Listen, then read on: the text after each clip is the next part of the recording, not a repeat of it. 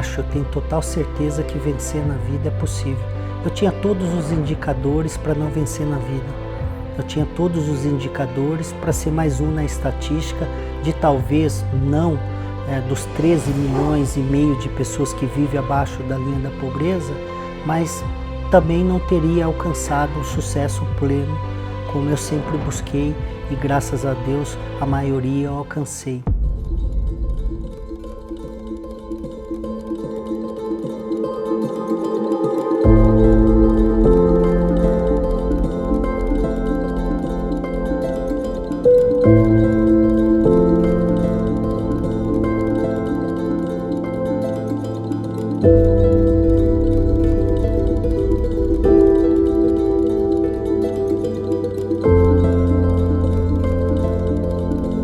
Minha família veio de uma família muito humilde, muito pobre, e eu lembro que minha mãe acordava muito cedo, antes das 6, para ir trabalhar. Ela subia naquele caminhão de pau de arara. Saía às 5 da manhã, às vezes chegava meia-noite na casa. E não teve a oportunidade de estudar, e ela sempre fala que era o grande sonho da vida dela. Imagina só, você trabalhar na roça, cuidar de na época era 3 filhos, nós somos em 4, morando numa barraca de lona, sem segurança, sem conforto. Porque tinha que chegar, carregar água, porque não tinha água na casa, não tinha luz. Muito difícil, muita dificuldade. Chão de terra, minha mãe ia buscar água na bica, esquentava no fogão de lenha e dava banho nos 3 filhos numa bacia de alumínio. Aí a minha irmã me deu um pedacinho de terreno e falou, se você quiser construir, pode construir sua casa. Mas e aí? Como, né? Você tinha que dividir o dinheiro para alimentação e para comprar alguma coisa. Então ela fazia argamassa que era em barro e ela era a servente, ela era a pedreira, ela não tinha condição de pagar e ela construiu um barraco muito simples na época, mas ela queria dar um conforto melhor para os filhos. E às vezes tem dia que eu comia, tem dia não comia, porque tinha que dividir, né? Ela abria conta em armazéns, né? Só que ela estava atrasado, que ela não conseguia pagar. E aí eles não queriam mais vender para minha mãe fiado. E minha mãe contando com muita dor, pedindo para que eles liberassem dessa vez. E eles liberaram um saco de feijão para minha mãe. E minha mãe cozinhou o que tinha. E ela colocou na mesa. E quando ela colocou na mesa, ela começou a chorar.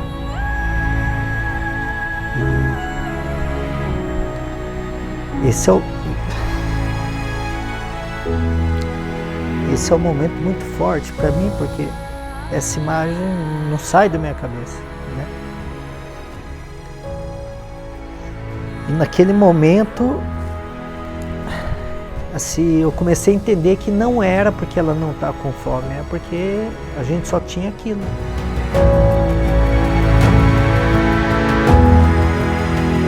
Naquele momento eu entendi que eu precisava fazer alguma coisa para mudar aquela realidade. Uma criança de 9 anos de idade não tem muito discernimento, né, no que fazer, mas eu não sei se foi uma luz divina, o que foi.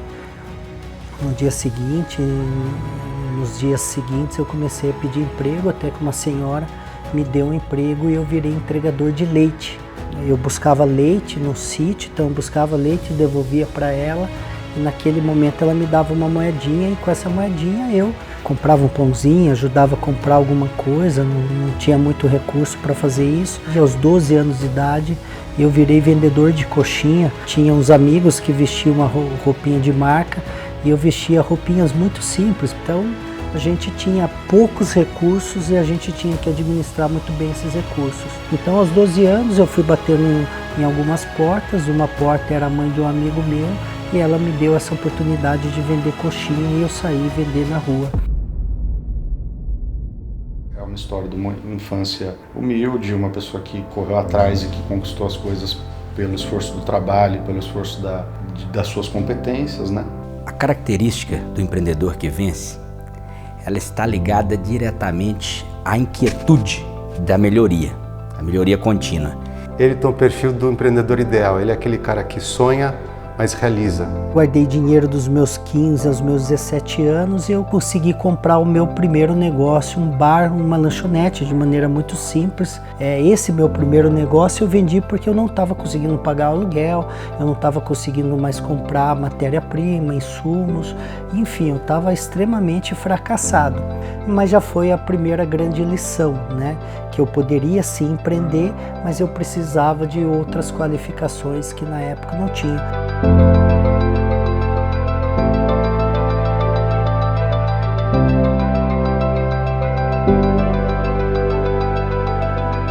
Ele decidiu ir para o Japão, porque o pai dele foi embora muito cedo, quando ele tinha um ano e pouquinho. Nunca soube notícia mais dele. Ele foi conhecer o pai dele aos 18 anos, quase. Nisso o irmão dele mais velho já tinha ido também. Aí era outro sofrimento, porque eu nunca tinha afastado meus filhos. Mas eu sempre sonhava, pedia a Deus para dar um futuro melhor para eles, né? Para não passar por aquilo que eu passei. Várias fugas, né? A primeira é que eu queria ter uma vida melhor. A segunda é que eu entendi que a minha cidade talvez não tivesse a condição de proporcionar isso. Não é uma desculpa, não tem nada de terceirizar, mas na época eu não tinha a maturidade que eu tenho hoje, eu não tinha o conhecimento que eu tinha hoje. Eu tinha alguns amigos que me chamavam de, puta, esse cara é sonhador. Ele não entendeu a realidade dele, porque se você entendesse a minha realidade, as minhas origens, aonde que eu vivia, que ambiente que eu estava, para o sonho que eu tinha, para o tamanho do sonho que eu tinha, de fato poderia parecer aos olhos de muito uma loucura, mas porque eu não tinha recurso.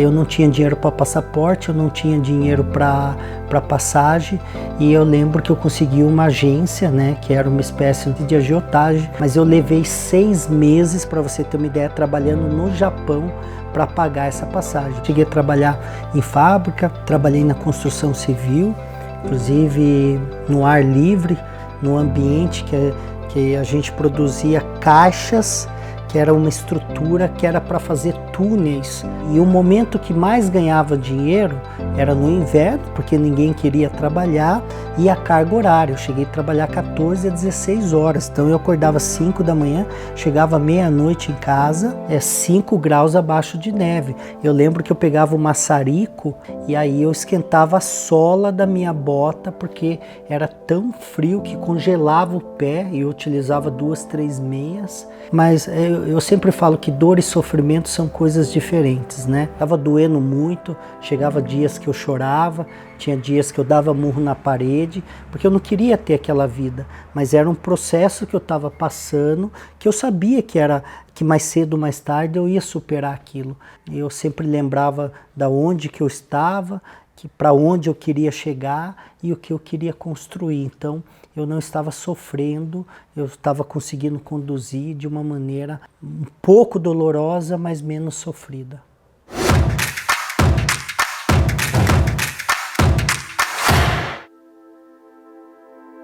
Fiquei 2 anos e 2 meses e aí eu retornei para o Brasil, e aí eu fiz alguns investimentos, né?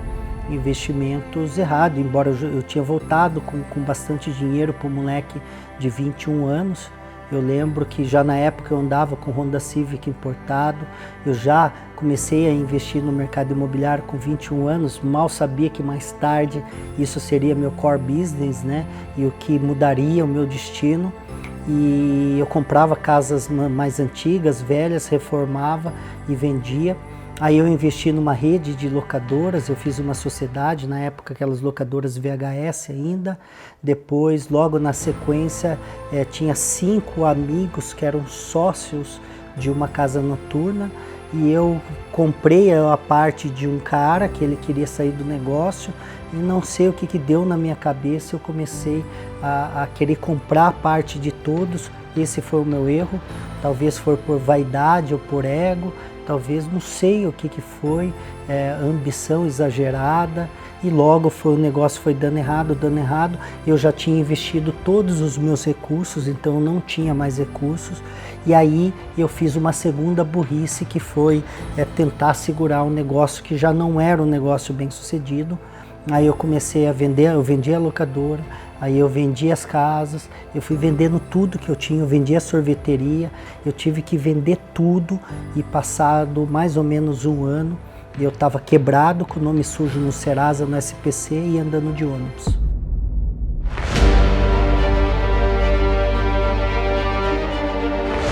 Um vencedor. Na verdade, assim, eu conheço várias pessoas com histórias que têm significado. Acho que por tantas vezes que ele caiu na vida, ele ganhou uma resiliência tão grande, ele ganhou uma força tão grande que hoje o cara, ele caminha e assim, ele tem uma persistência, ele tem um foco para fazer as coisas que é invejável. Eu acho que uma das grandes virtudes que eu acumulei ao longo da vida foi aprender com o erro. E aprendizado é para ser aprendido. Eu tenho uma frase que eu gosto muito que fala que eu escrevi no meu livro, que quando você perder a aposta, você não perde a lição. E foram essas cicatrizes que eu fui acumulando na vida, de ter fracassado inúmeras vezes, as cicatrizes de não entender o que eu estava fazendo errado e ter que se distanciar da minha família. Eu decidi voltar novamente para o Japão. Eu sempre tive a convicção de ser uma pessoa grande, vencer na vida. Eu sempre tive brilho nos olhos. Eu sempre tive uma raiva interna de querer ser mais, de querer mudar aquela minha realidade. Mas faltava conhecimento. Todas as vezes que eu falhava, quebrava, eu sentia que eu estava incompetente ali, né? Logo quando eu voltei pela segunda vez, tinha uma mulher sentada do meu lado. Ela tinha morado 17 anos no Japão. Ela estava voltando para o Japão para trabalhar de operária. Ela tinha acabado de ter um filho. Ela tinha mais 2 outros filhos. O marido tinha abandonado ela e ela acabara de receber o diagnóstico de câncer. E ela contava essa história chorando, porque ela não sabia primeiro quanto tempo ela ia precisar ficar no Japão, se ela ia ser curada do câncer, se ela ia conseguir fazer o tratamento e trabalhar, porque ela tinha que trabalhar para sustentar os filhos e ainda tinha que cuidar do câncer. E ela tinha voltado para o Brasil, investido errado e perdido todo o dinheiro que ela acumulou. Então isso era uma certeza que eu não queria ter. Essa certeza de ficar trabalhando que nem um louco, acumulando dinheiro e não curtir a jornada e não viver. O poder de dar a volta por cima. Então o Edgar é um cara que a gente sabe a história dele, o cara quebrou várias vezes, nunca desistiu, sempre foi essa pessoa resiliente, sempre dando a volta por cima. E dessa vez eu fiquei 7 anos e meio, voltei a trabalhar na indústria porque eu tive que pagar novamente a minha passagem, né, que eu voltei de forma financiada novamente. Logo que saí daquele cenário, eu empreendi, quebrei novamente, eu abri uma revista, não tinha... veja bem, eu sempre tive esse espírito empreendedor e o que eu vejo em muita gente. Eu vejo que muita gente tem vontade de empreender, tem vontade de aprender. E a maioria das pessoas apanham no mesmo lugar que eu apanhei, que é a falta do conhecimento e o conhecimento validado, o conhecimento de sucesso. Uma das coisas que eu mais estudei e passei a estudar chama-se filosofia de sucesso. Eu comecei a ler biografia de pessoas de sucesso, eu comecei a ler histórias de empresas de sucesso e eu comecei a entender a raiz, a profundidade. Por que aquela pessoa teve sucesso? O que ela fez para ter sucesso? E aí eu fui modelar esses princípios, modelar essa mentalidade, modelar esse comportamento para entender se ele fez desse jeito e deu certo e se outras pessoas fizeram dessa forma e deram certo. Todos os modelos de sucesso, ele tinha semelhança, ele tinha padrões. Então isso daqui não é o acaso do destino, né? O bilhete premiado, a imprimir essa postura de investir. Fiz alguns outros investimentos lá, empreendedor, quebrei, abri uma revista e quebrei. E aí eu já estava aí com os meus 25 anos. E aí depois de alguns anos, isso já em 2007, eu tive o primeiro insight que eu precisava fazer alguma coisa para os brasileiros que viviam lá. Então eu decidi levar um palestrante que tinha uma história de superação muito bonita, que é o David Portes, o camelô que transformou R$12 em milhões, e eu levei ele para fazer 2 palestras. E aí eu recebi feedback de muitas pessoas me abraçando, agradecendo, inspirou as pessoas, né? E a partir dali eu entendi que eu poderia fazer algo diferente para a comunidade brasileira. Na época tinha 420 mil brasileiros e eu comecei a promover treinamentos, eventos de conteúdo.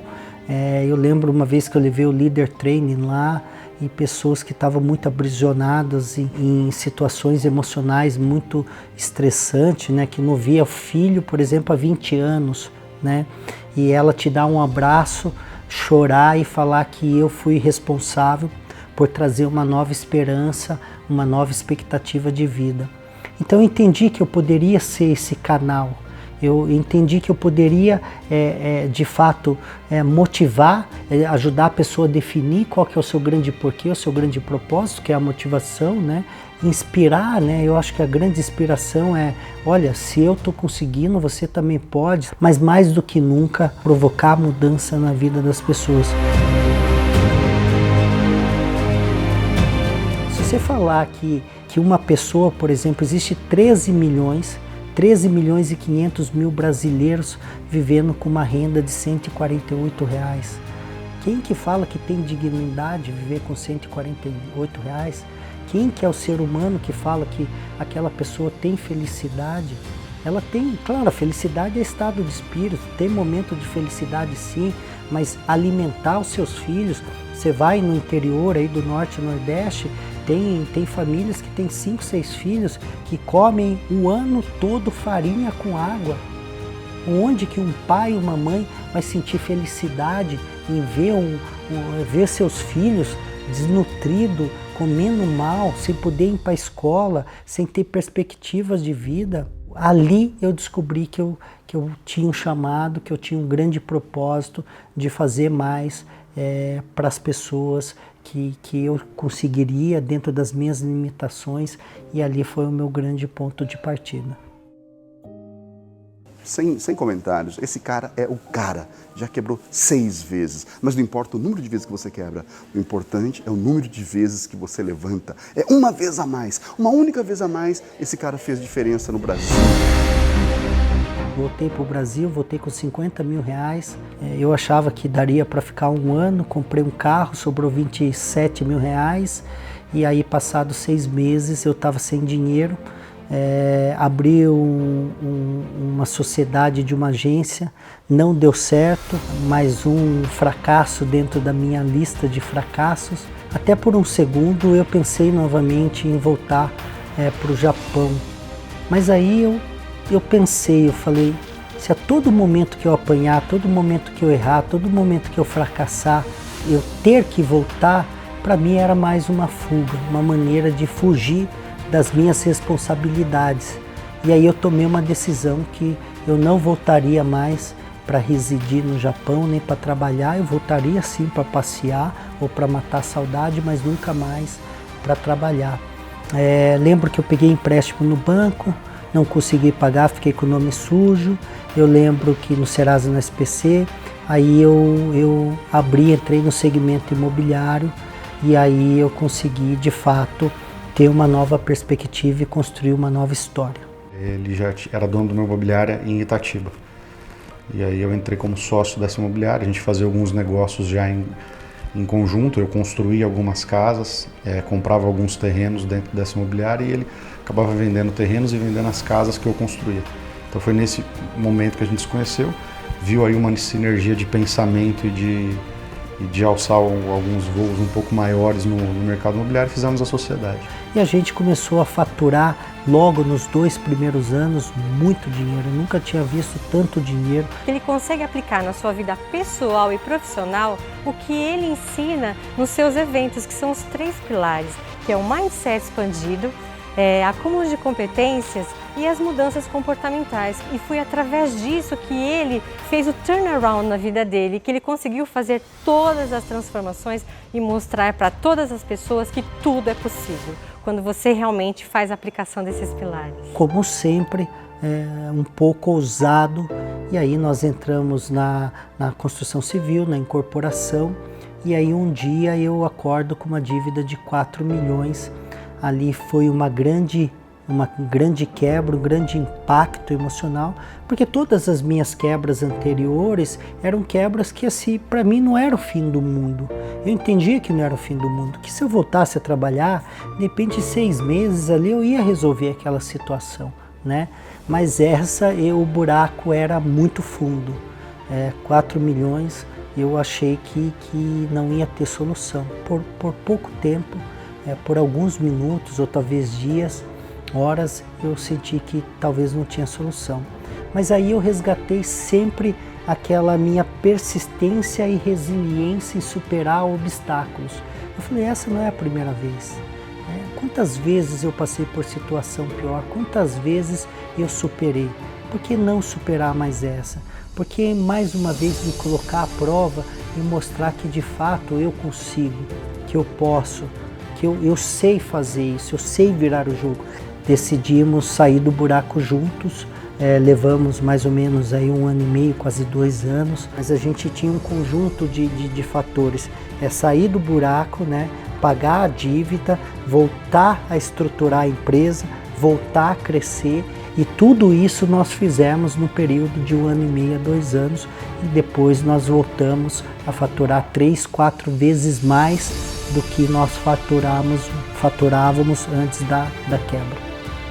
Eu acho que uma das qualidades mais importantes que o ser humano tem que aprender e desenvolver na vida é o acordar sendo uma nova pessoa. É fazer com que o hoje só seja sempre melhor do que o ontem e não tão bom só quanto o amanhã. Quanto ele consegue transmitir de valores, né, e todo esse trabalho que ele faz bacana, não só em termos de ganhar, né, de prosperar financeiramente falando, mas em termos daquilo que ele quer passar para as pessoas, do que ele quer ensinar. O empreendedor em pessoas, o empreendedor preparado para empreender em pessoas. Eu chamo de empreendedor de gente, empreendedor da vida. Um cara preocupado com a evolução humana. Para isso você precisa cuidar de pessoas. Edgar Ueda. Bom, o Edgar é um visionário. Eu acho que ele é uma pessoa, além de visionário, é um grande empreendedor. É interessante que você vê aquelas pessoas que construíram, né, a sua vida do nada no meio das adversidades. Então ele é um cara que mistura muito bem a prática junto com a teoria, né? O Edgar, para mim, é uma pessoa realmente empreendedor nato. É uma pessoa que aprendeu a se reinventar todos os dias.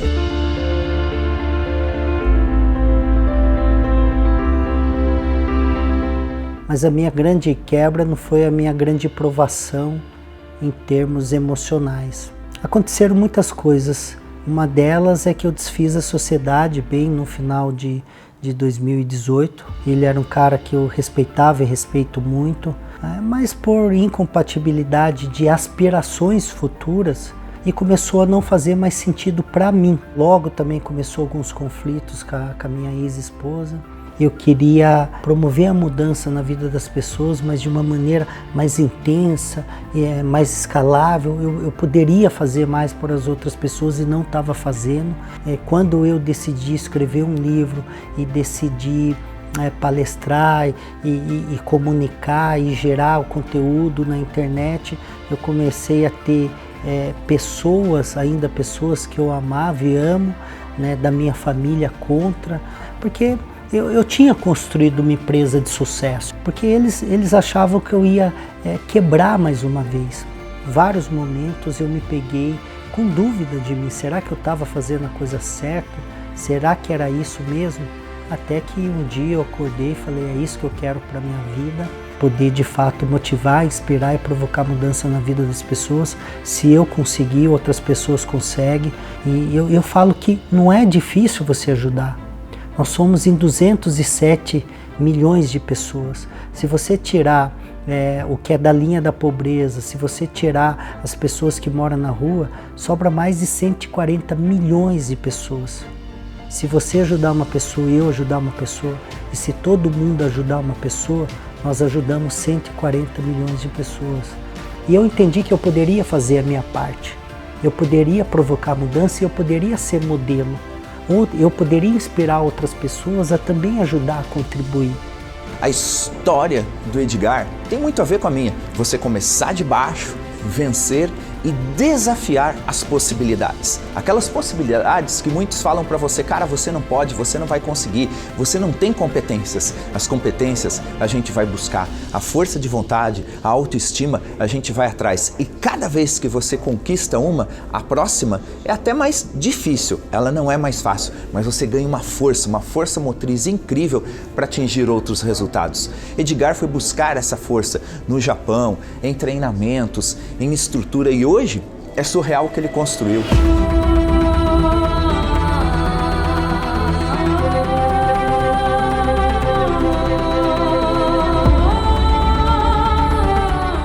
Se eu considerar que são 32 anos de trabalho, são 10 anos de experiência internacional e são 24 anos de empreendedorismo, mais números de treinamentos e cursos que eu estudei, principalmente nos últimos anos, eu acredito que eu investi mais de 750 mil reais só em treinamentos. Hoje a minha empresa está em 14 estados, mais de 40 cidades, com faturamento de milhões. O que isso me ensinou? O quanto que custaria toda essa jornada? Eu aprendi a virar o jogo da minha vida. Toda essa experiência, esse know-how, esse aprendizado, eu criei uma metodologia. Essa metodologia chama método Turnaround. Eu traduzi como o poder de dar a volta por cima. Essa metodologia fala de 3 pilares: como você mudar a mentalidade, expandir seu mindset, como você adquirir as competências adequadas e os comportamentos das pessoas de sucesso, que inclusive não são só os meus.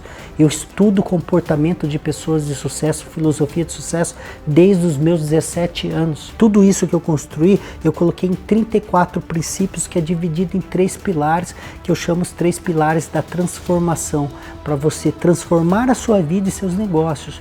Não serve só para os negócios, serve para o negócio e para a sua vida. De longe, um dos caras mais humildes que eu já vi, apesar da grandeza dele. Errar, mas a cada dia errar menos. E é o que eu tenho aprendido. A disciplina é fundamental para o sucesso. Qual é o meu legado? O que eu vou deixar de legado para as pessoas? Cara de missão, como eu também, que faz com alma, um cara que passou por grandes coisas na sua vida e que usa a sua experiência de vida para ajudar empreendedores a crescerem, a despertarem seus potenciais, a fazerem acontecer. E no mercado tão competitivo e cheio de pessoas que falam aquilo que não construíram, eu escolhi uma pessoa que validou todo o método. Você consegue fazer tudo o que você quiser na tua vida. Que a única diferença entre o medo e a coragem é a ação. Que não existem pessoas corajosas, existem pessoas que sentem medo e fazem acontecer, enquanto infelizmente a maioria sentem medo e continuam empurrando a vida com a barriga. Eu recebi um depoimento de um moleque que ele escreveu assim para mim que aquele dia ele estava disposto a tirar a sua vida, e ele só não tirou a vida porque ele foi impactado pelas minhas mensagens, os meus vídeos, as minhas frases motivacionais, e ele entendeu que se eu conseguir, ele também poderia. Agora, quanto que custa de fato você poder promover, salvar uma vida? Eu tenho uma outra história de um ex-cadeirante que assistiu minha palestra e ele estava com uma limitação mental, não física, de achar que ele não tinha mais condição de continuar na profissão vencendo na vida. Ele assistiu minha palestra, depois na semana seguinte eu saí para vender e ele fez uma venda de imóvel e conseguiu angariar um dinheiro expressivo, né? Vender um imóvel te dá uma comissão expressiva. Então são essas, como dezenas, centenas de outras mensagens que eu recebo no direct, nas minhas redes sociais, que faz eu entender que eu estou no caminho, que eu estou no caminho correto. E você é um transformador de vidas.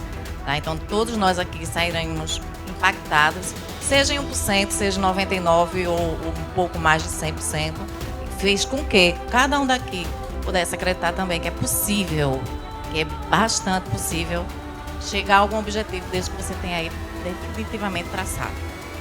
Você consegue cativar os corações das pessoas.